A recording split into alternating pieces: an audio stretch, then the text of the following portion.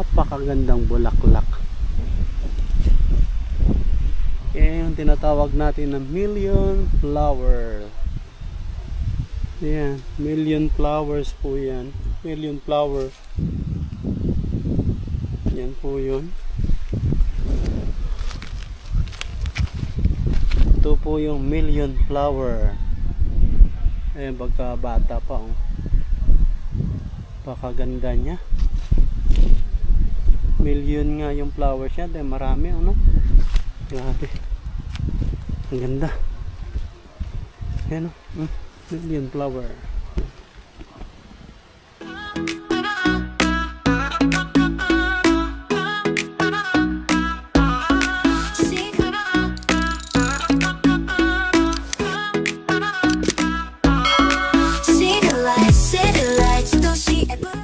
Hello mga kaparmer. Magandang hapon po sa inyo. Malakas yung ulan dito mga kaparmer. Kaya hindi ako umakyat kaninang umaga. Ngayong hapon andito ako around 3 o'clock. So ngayon, oras ngayon natin ngayon is 3 o'clock.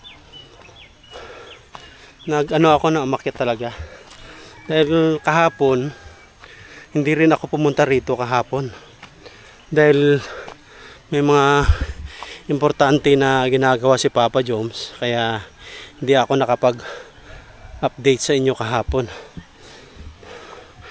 Tsaka sa susunod ko lang sasabihin sa inyo kung ano yung pinagkakabalahan ko ngayon, pero talagang importante yon.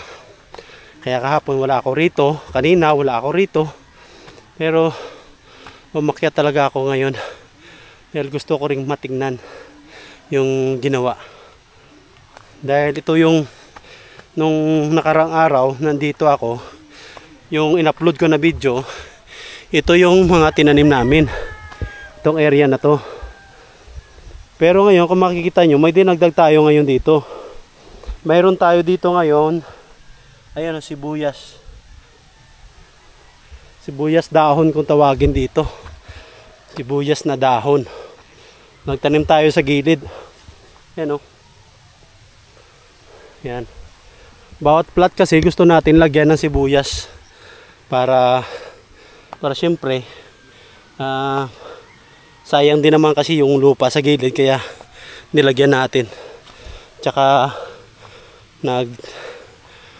tanim na rin tayo dito ng tanglad. Ito yung area na to, ito yung ginawa namin nung nakarang araw. Yung upload ko na nagtanim na, ito yun. Pero yung sa kabila, wala tayong upload dun. Hindi ko pa naipakita sa inyo. Pero kaya nga ngayon, pumunta ako dito para makita ko yung ginawa nila. Diba? So, uy! Tamang tama. Wala nang ulan. Kaya umakyat tayo. Tamang tama. Kaya nandito tayo ngayon. Umakyat tayo. Ha?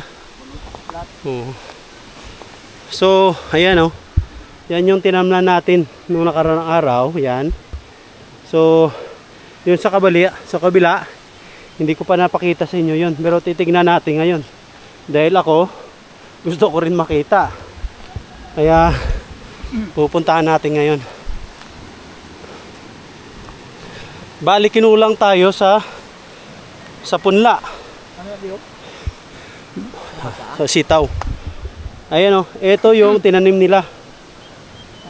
Hanggang doon. Yung sa kabila. Ito yung tinanim namin. Ito yung tinanim nila. Ayan. Ayan, oh.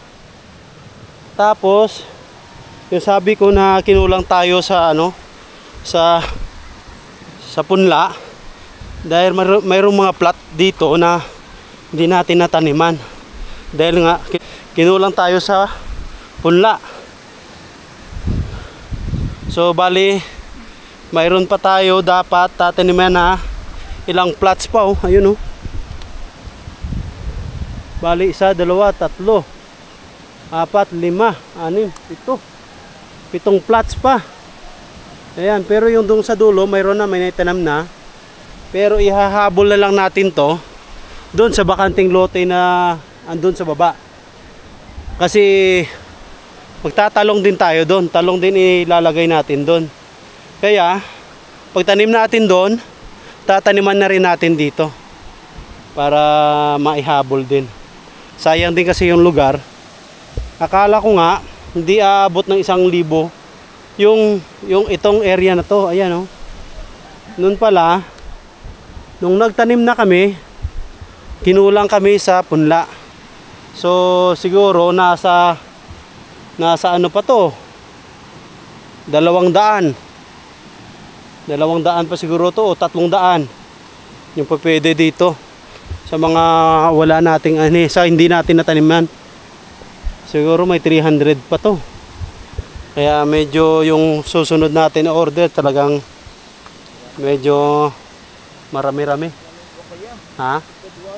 Sobra ka mga 300 ganit siguro.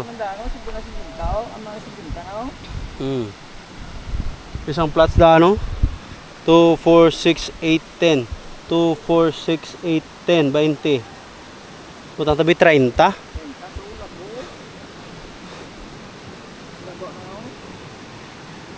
Oh. Maganda dyan, butasan, bilangin nila. Pabutasan natin tsaka pabilang natin kung ilang piraso para matansya natin kung ilang piraso yung kulang dito. Eh, di ba? So tama nga, siguro mga 40. 2, 4, 6, 8, 10. 2, 4, 6, 8, 10. 2, 4, 6, 8, 10, 30. Mga 50, isang plat lang ah. 100, 200, 300. Sobra nga 300. Sobra 300 pa ang kulang. Kung titignan natin. Pero ito kasi maliliit na to eh. So more or less yan, mga 300. Pero dito sa taas tapos na, yari na. Ayan o. Ayan, pababa na yan. Malapad na yung natamna natin. Naubos natin yung 1,060 na punla. Pero yung iba dinoble natin dahil yung sa biyahe natin yung iba medyo tumamlay, kaya dinoble natin yung ibang butas. Pag namatay di mayroong isa, pero next week makaka-recover na to. Ayan na sila oh. Yan. Ngayon isusunod natin yung ano natin, yung ampalaya natin. Sa susunod na linggo magtatanim na tayo ng ampalaya na. Bali ipasaksak natin at saka maglagay ng mulching para ano na, makapagtanim na rin tayo ng ano, ampalaya. Ampalaya. Yan yung sibuyas dahon natin oh. Magtanim na rin tayo dito. Kasi sayang pagka hindi natin tinaniman. Ayan sibuyas dahon natin oh. Para ano, para halos lahat natanim na natin. Marami pa ako kasi mga punla doon sa bahay. May mga okra pa tayo doon, patula. Hanapan natin ng lugar dito kung saan natin pwede i-insert yun. Para kahit pang bahay lang ba. Kahit pang bahay na panggulay sa bahay, edi may kukuhanin tayo dito, di ba? Busy kasi si Papa Joms nyo dahil may iniisikaso. Susunod ko na sasabihin para ano, surprise yun, surprise ko po yun sa inyo. Bali yan yung ampalayahan natin oh. Ayan, nag-aantay na lang. Bali maglalagay na lang ng mulching dyan. Isaksakin yung ano, yung lupa muna, lagyan ng mulching, then yun, tanim ka agad. Linggo na, linggo. Hahabulin ni Farmer Alan to na tirahin yan. Para makapagtanim na tayo sa linggo. Ito yung sinasabi ko. Ito yung talungan natin. Didiretso na lang natin dito. Maraming plots pa to. So, gagawin na rin nating talong to. Talungan na rin to pababa. Dito yung mga kalamansi natin eh. So gagawin natin, kasi may kulang tayo doon mga 300 na puno doon sa taas. So pag nag-order tayo ng punla dito, sasama natin doon para ano sila, magkasing edad lang sila. Tsaka pagka nag-harvest tayo dito, di mayroon namang susunod, di ba? So ganun na lang yung diskarte na gagawin natin para magamit na natin to, kasi balak natin kasi itong area na to is pagtatamnan natin ng kamatis. Kaso lang yung kamatis ngayon medyo bumaba yung presyo, kaya hindi pa pwede na sasabay tayo sa mababang presyo. So kaya hindi nagalaw to dahil kamatis sana ang itatanim dito. Sabi ko, sayang naman kung, kasi yung mahal ng kamatis nasa mga bare na line yan eh. So kaya sabi ko, sayang naman kung nakatenga lang siya. Sabi ko, taniman na lang natin ng ng talong.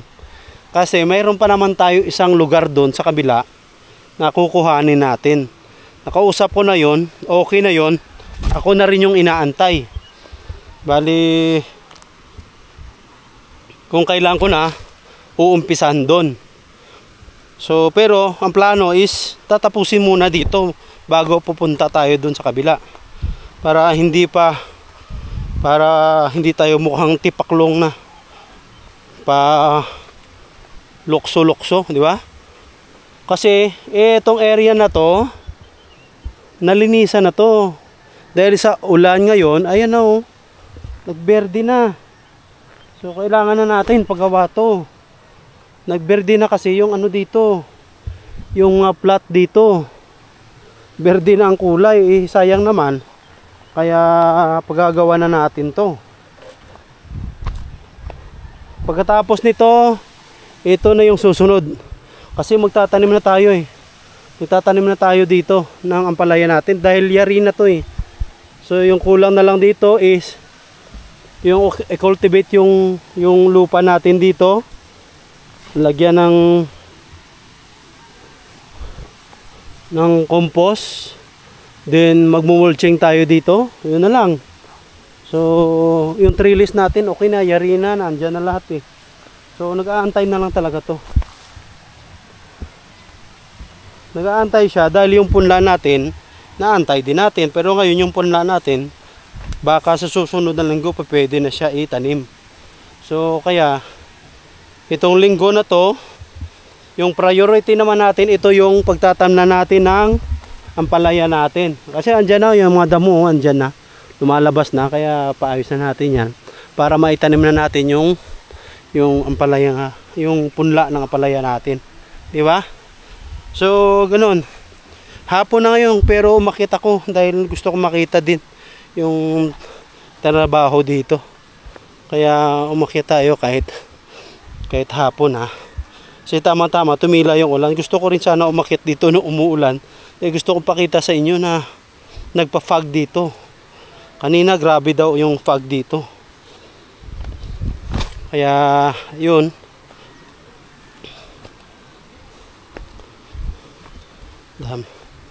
Dami pa natin gagawin dito, kaya hindi tayo makaumpisa dun sa kabila. Pero i-update ko kayo pag nakaumpisa na tayo dun. So mga ka-farmers, thank you for watching. God bless and happy farming.